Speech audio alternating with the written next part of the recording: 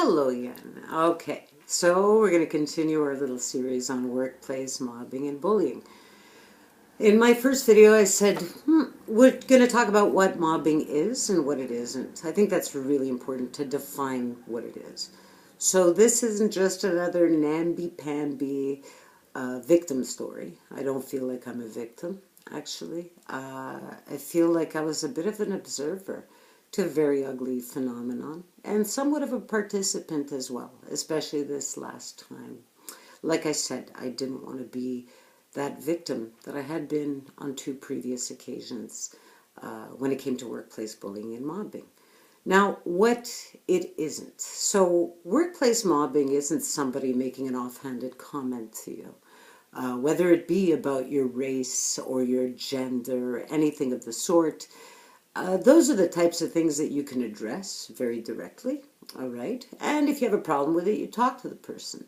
It's part of being human, it's part of understanding each other. So that's not what mobbing is. Mobbing is something insidious.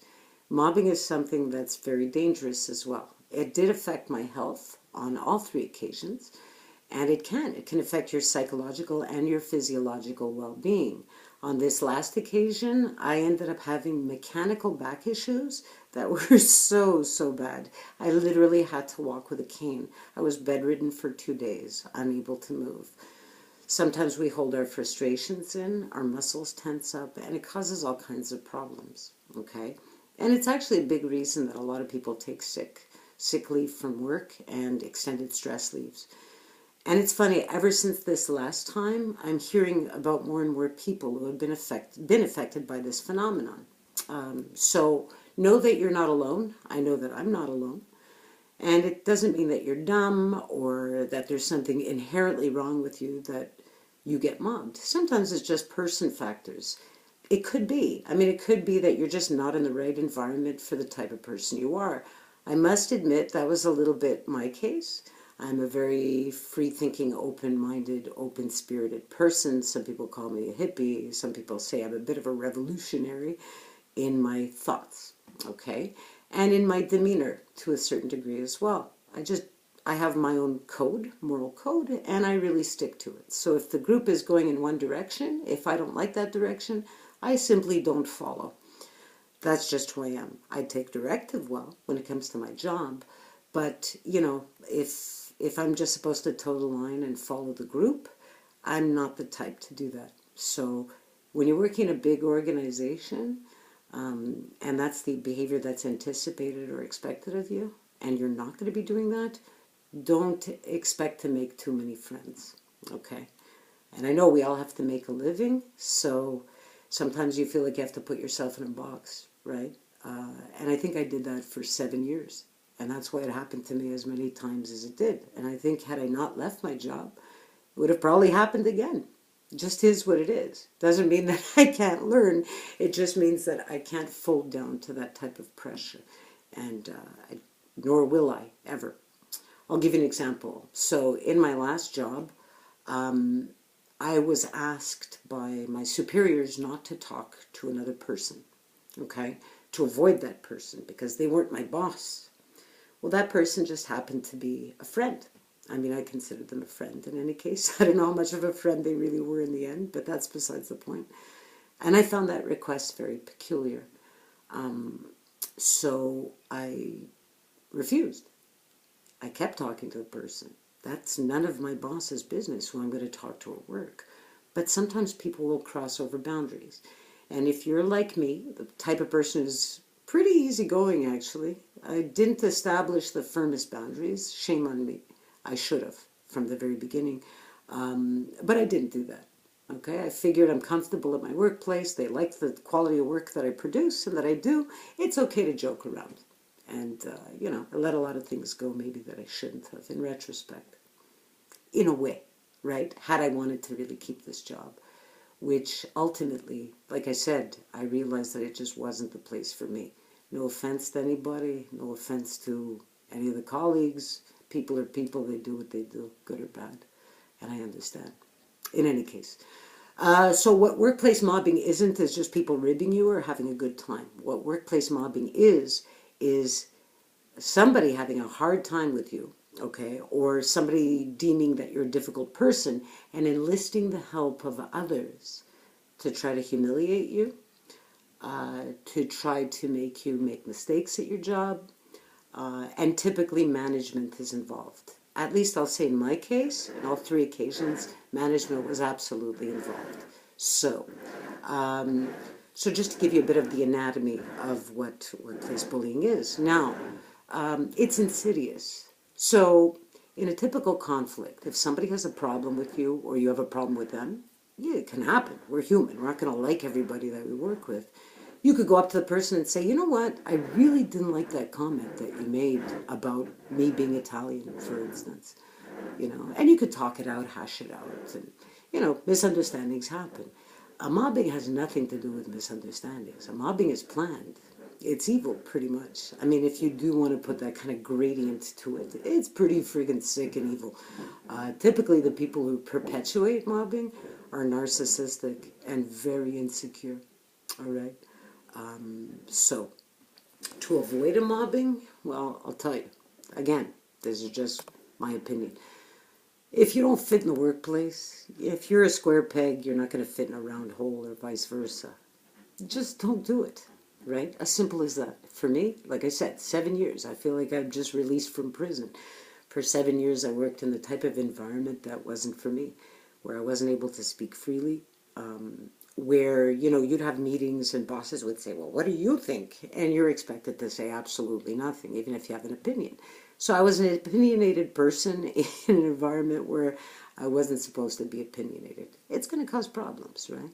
You're going to like hold in, you know, not talk to certain people because you know that they're just going to get your goat. So you start avoiding certain situations, people. It doesn't fare well for anybody in the end, right? But either way, mobbing is unfair and unjustified. It's a terrible reaction. Like I said, usually from somebody who's very insecure, not sure of what they're doing, or intimidated by you in some way, shape, or form. In my case, it was a little combination of quite a few things.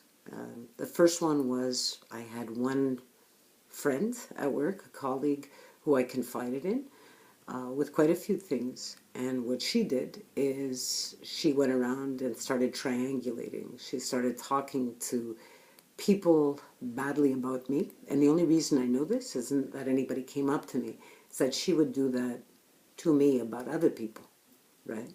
So I'll give you an example. You know, somebody coming up to you and saying, so-and-so is very capable. Yeah, that's good. You know, one of my colleagues, good that she's very capable. Good for her. She is exceptional. Well, that's great. You know, she's surprised that so-and-so is paid the same amount of money that she is. Like another, you know, bringing somebody else into the mix, but making this person sound like a dirtbag. And, you know, maybe this third person did say those things, but if she did, it wasn't meant for my ears. So here was the yenta, right, trying to stir up trouble and problems. But this was a girl who I knew, like I said, on a personal level, and I knew she had a lot of problems. I actually felt very sorry for her. And I even helped her out on the job. But what she did instead was talk crap about me, I guess, to other people. And I spoke to very few people. I really didn't give much of an opinion, even to this one. She knew pretty much how I felt generally about work and, you know, whatever, what was going on there. But nothing in particular. But that's one factor. So I could say a way to avoid mobbing is share with no one. Just don't make friends at work. Be polite, but that's it.